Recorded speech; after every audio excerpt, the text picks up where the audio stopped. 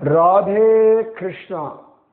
जय बोलो सीता रामचंद्र भगवान की जय। श्री राम जय राम जय जय राम। श्री राम जय राम जय जय राम। जय बोलो सीता रामचंद्र भगवान की जय। जय बोलो राष्ट्र गुरु समर्थ रामदास स्वामी की जय। जय बोलो वीर धीर शूर आंजनेय स्वामी की जय। जय बोलो स्वराज्य सिंहासनाधिपति छत्रपति शिवाजी महाराज राजे की जय। जय हिंद। भारत माता की जय। समर्थ ராமதாசர் இந்த பேரே ரொம்ப அழகு, எனக்கு ரொம்ப அழகா இருக்கு. அதோட ராஷ்டிரகுரு சுவாமி சமர்த்த ராமதாஸ் மகாராஜ் கி ஜெய். அந்த ராஷ்டிரகுரு அப்படின்ற அந்த டைட்டிலே ரொம்ப அழகு அவருக்கு. ஏன்னா ஒரு தேசத்தை அடிப்படையாக கொண்டு தானே நமக்கு எல்லாருக்கும் ஒரு அடையாளம், மரியாதை. ஏன்னா சுவாமி விவேகானந்தர் ஒரு சந்தர்ப்பத்தில் ஏதோ ஒரு நாட்டுக்கு போயிருந்தேன், எனக்கு எந்த நாடுன்னு இப்போ மறந்து போயிடுச்சு. அங்கே போனோடனே அங்கே இருக்கிறவா என்னமோ தெரியல, என்னமோ அடிக்கிறோம் வேகமாக வர, ஏதோ ஒரு மடத்துக்கு தான் போகிறார். அங்கே இருக்கிறவா என்னமோ இவரை ஏதோ நினச்சிட்டு அடிக்க வந்தார். அப்புறம் யார் நீ எங்கேருந்து வர அப்படின்னு அவர் சொன்னார், ஜம்பு தீபம் பாரத வருஷம் பரத கண்டே அப்படின்னு. அடிக்கணும்னு வந்தவர்கள் கையில் இருந்த கழியை போட்டுட்டு அவரை நமஸ்கரித்தார்கள் அப்படின்னு காண கிடைக்கிறது. Name it self. இப்போ சில பிராண்ட் எல்லாம் இருக்கு இல்லையா, அந்த பிராண்ட் நேம் எல்லாம் பார்த்தா நம்ம யோசிக்கவே மாட்டோம். அதெல்லாம் எஸ்டாப்ளிஷ்டு பிராண்ட். சூட்கேஸில் ஒரு பிராண்ட் இருக்கும், டூத் ப்ரஷில் ஒரு பிராண்ட் இருக்கும், டூத் பேஸ்டில் ஒரு பிராண்ட் இருக்கும், நம்ம போடுற ட்ரெஸ்ஸஸ், இல்லாட்டி பர்ஃப்யூம், இல்லாட்டி நம்ம வாங்கக்கூடிய பிஸ்கெட்ஸ், இல்லாட்டி துணி துவைக்கிற சோப்பு, குளிக்கிற சோப்பு, இல்லாட்டி தங்கக்கூடிய ஹோட்டல்ஸ், செயின் ஆஃப் ஹோட்டல்ஸ். இப்போ சிலதெல்லாம் சொன்னால் பேர் சொன்னால் போதும், தரம் எளிதில் விளங்கும் அப்படின்னு சொல்லி ஏதோ பழைய தமிழ் அட்வர்டைஸ்மெண்ட்டில் சொல்லுவாள். அந்த பேர்லேயே த குவாலிட்டி இஸ் தேர் அப்படின்னு சொல்லுவோம். இப்போ சில வண்டிகள்லாம் உண்டு, இந்த வண்டியா இந்த பிராண்ட்னா தைரியமாக வாங்கலாம். அதான் புதுசாக இப்போ கூட நான் ஹிமாலயாஸ்லாம் போகிற ஒரு பெட்டி வாங்கணுன்றதுக்காக போனேன். ஸோ நிறைய இது காட்டினார்கள். அதில் ஒரு பிராண்ட் நான் கேட்டேன், இந்த பிராண்ட் நான் கேள்விப்பட்டதே இல்லையே அப்படின்னு. ஏன்னா அப்போ அவர் சொன்னார், இல்லை சார் நீங்கள் இந்த பேக் வாங்குறீங்களா, இந்த பேக்கோட brand. Okay then right. So அந்த பிராண்ட் அப்படின்றது ரொம்ப முக்கியம். பிராண்ட் அம்பாசிடர், பிராண்டிங், அதுக்கு தானே லட்சக்கணக்கில் கோடிக்கணக்கில் செலவு பண்ணுறா. அது ஒவ்வொரு பிராண்டும் மக்களுக்கு அந்த பிராண்ட் மேலே ஒரு நம்பிக்கை வருவதற்காக. ஸோ அந்த மாதிரி அந்த ராஷ்டிரம், அந்த தேசத்தை அடிப்படையாக கொண்டுதான் உங்களுக்கான மரியாதை. அப்ப அந்த தேசத்தை நாம் எவ்வளவு கொண்டாடணும் இல்லையா? அப்ப அந்த தேசத்தை நாம எவ்வளவு அழகா ரசிக்கணும், எவ்வளவு அழகா அதில் வாழணும், எவ்வளவு ஜோரா அதை மரியாதையா நடத்தணும் இல்லையா?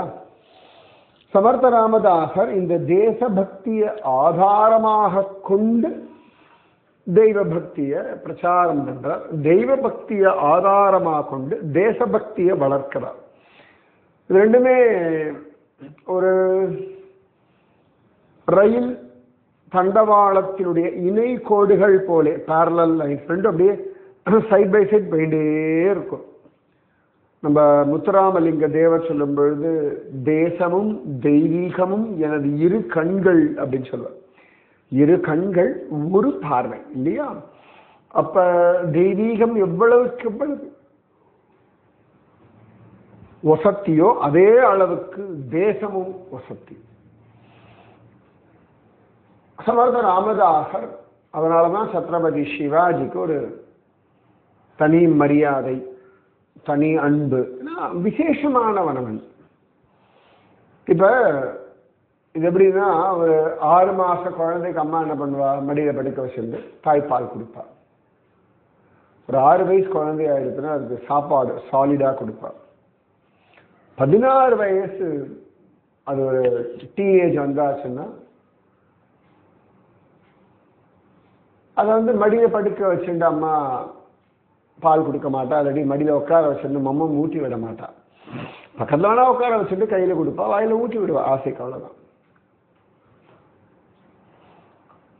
6 மாச குழந்தையை எப்படி பார்த்துக்கிறாளோ அந்த மாதிரி 16 வயசு பிள்ளைய பார்த்துக்க மாட்டான், 26 வயசு பிள்ளைய பார்த்துக்க மாட்டான். ஏன்னா அவனுடைய வளர்ச்சி ஜாஸ்தி, நிறைய வித்தியாசங்கள் உண்டு. இப்ப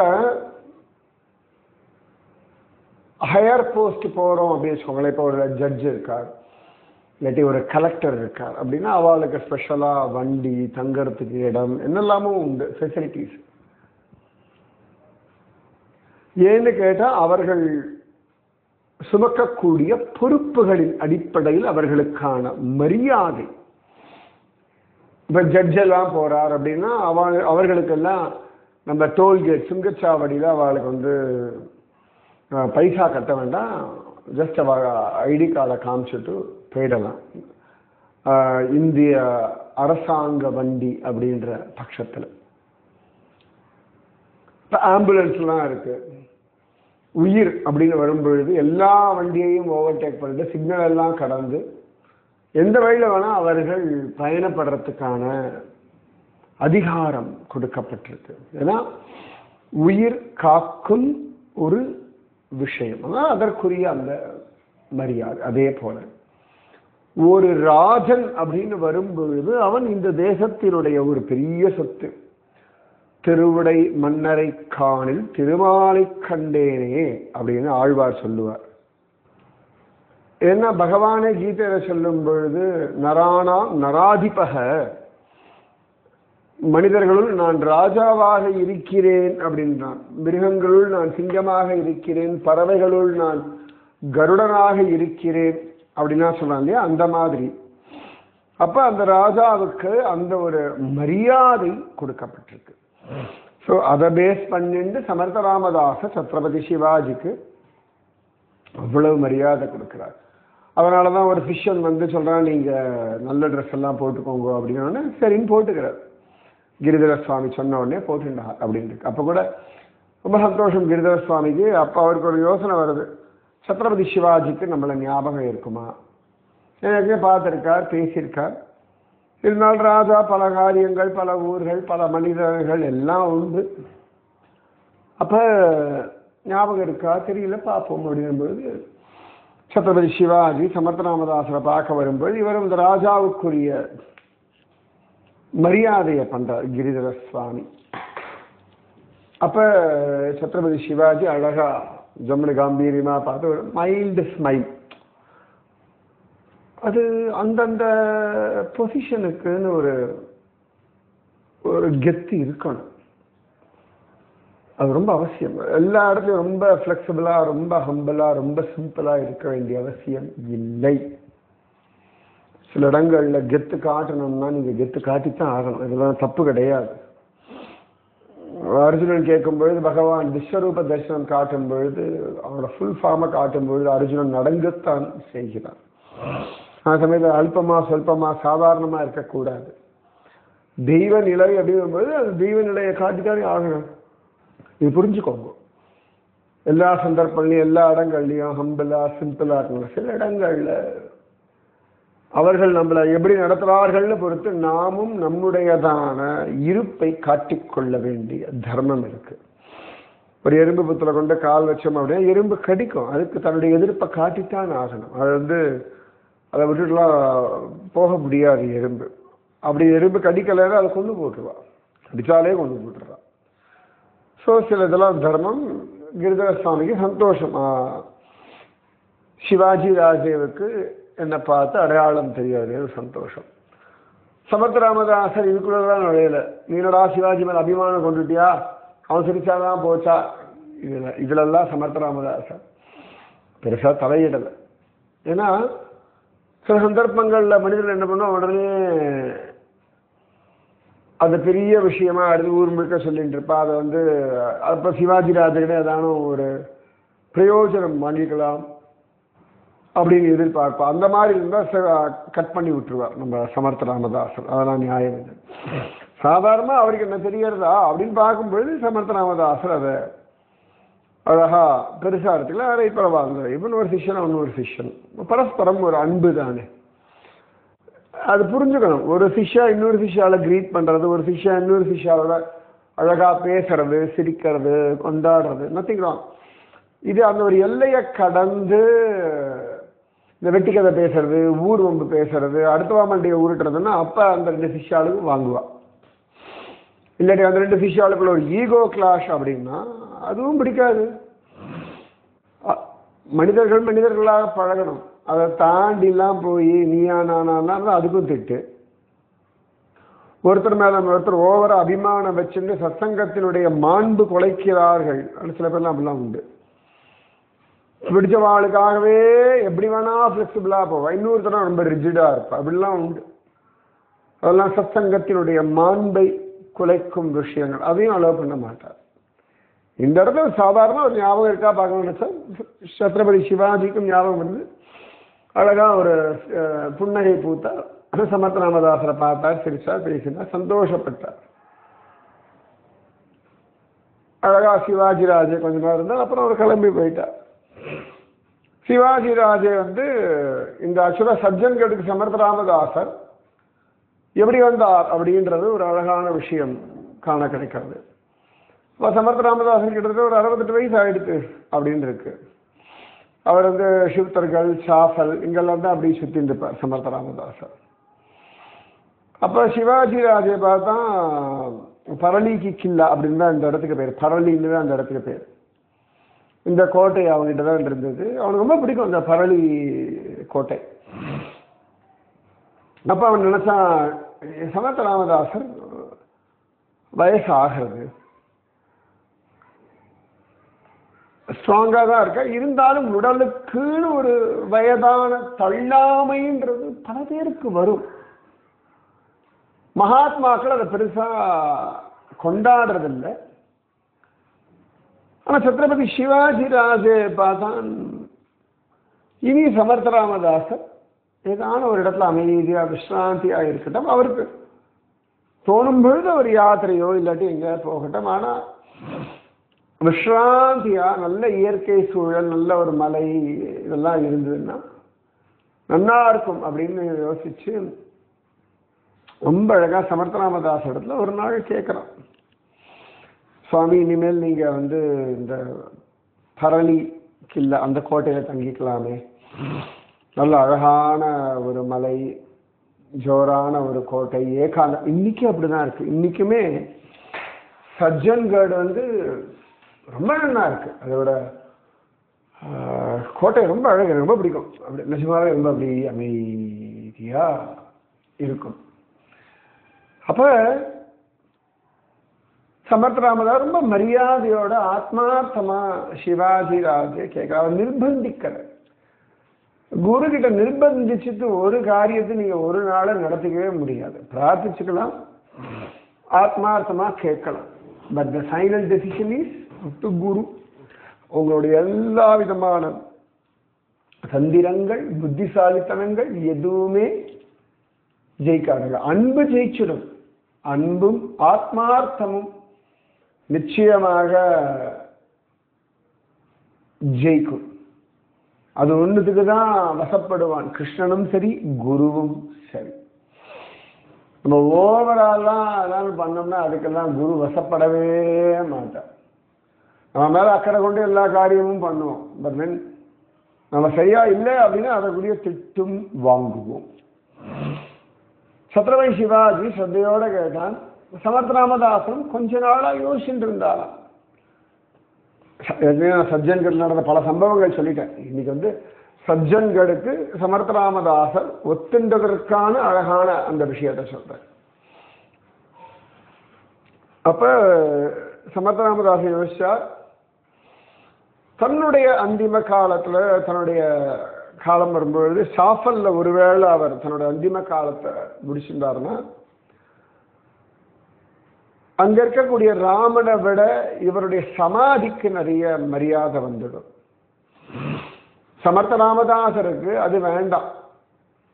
அவருக்கு அந்த ராமனை தான் அவர் முதல்ல அழகா கட்டின ராமனுடைய சன்னிதானம் இல்லையா. அப்ப அவருக்கு அந்த ராமன் தான் பிராதான்யமா இருக்கணும். அதோட ஷாஃபல் பல பேர் வர ஆரம்பிச்சாச்சு, நல்ல கூட்டம் ஜனங்கள் எவ்வளவு வந்து போயிட்டு இருக்கா. கொஞ்சம் அவருக்கு ஏகாந்தம் தேவைப்பட்டது. ஏகாந்தம் வேணும்.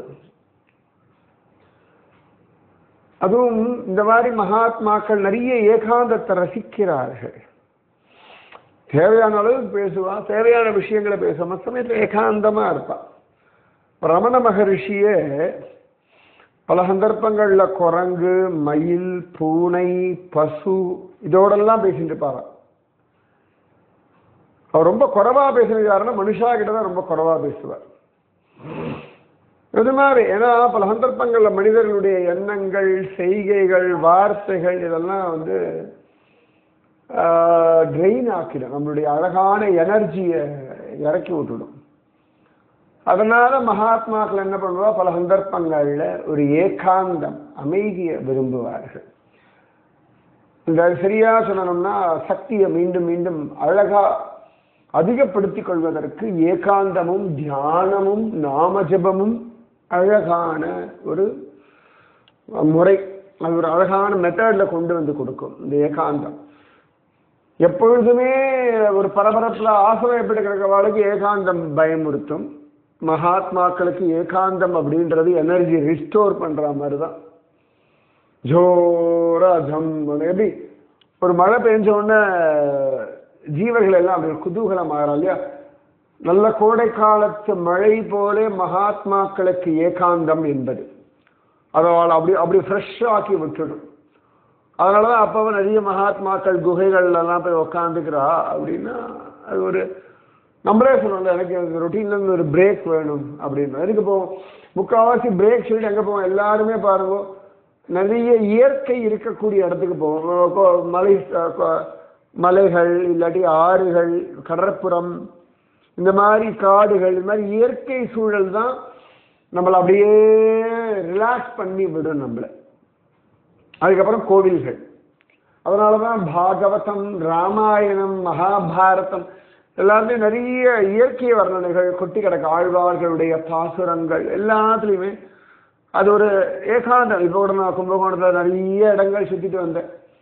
அந்த பல இடங்கள்ல கோவில்கள்ல ஆளே அந்த ஏகாந்தம். வாவ், பெருமாள் அவ்வளவு ஏகாந்தமா நிம்மதியா ஒரு, ஏன்னா கூட்டம் இருக்க கோவில்கள் என்னைக்குமே உண்டு. கூட்டமே இல்லாத ஏகாந்தமான கோவில்களை நான் சொல்றேன். தொண்டரடிப்படி ஆழ்வாருடைய திருமண்டங்குடி, அதுக்கப்புறம் கபிஸ்தலம், அப்புறம் ஆடுதுறை ஜெகத்ரக்ஷக பெருமாள் கோவில், நந்திபுர விண்ணகரம் ஜெகநாதன் கோவில், அதுக்கப்புறம் பட்டீஸ்வரம் தேனுபுரீஸ்வரர் கோவில், ஆவூர் பசுபதீஸ்வரர், அப்புறம் ஊத்துக்காடு காளியநர்தன பெருமாள் கோவில், நிறைய இடங்கள்ல கூட்டமே இல்லை. நாங்கள் மட்டும்தான் ஏகாந்தமா.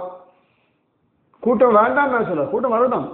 அதை சொன்ன அந்த கோவில ஏகாந்தமா ரொம்ப விஸ்ராந்தியா சுவாமியை அனுபவிக்க முடிஞ்சது. அப்ப சமர்த்த ராமதாசரிடத்தை சிவாஜி பிரார்த்திச்சுதான் சமர்த்த ராமதாசன் சரின்னு ஒத்துனுட்டார்.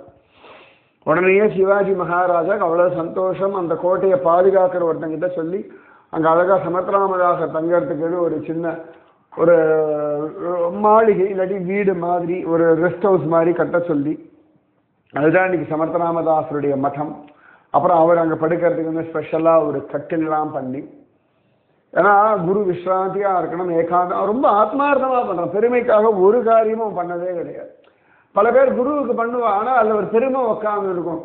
அது ஒரு அறிவிருப்பா இருக்கும். அந்த கட்டில உட்கார்றதுக்கோ அவ கொடுத்ததை போட்டுக்கிறதுக்கோ பிடிக்காது. ஏன்னு கேட்டா அங்க ஒரு பெருமை இருக்கும்போது நல்லா இருக்காது. அது ஆத்மார்த்தமா கொடுக்கும்பொழுது அதுக்கு ஒரு தனி விலை உண்டு. ஸ்பெஷல், அது சம்திங் ஸ்பெஷல்.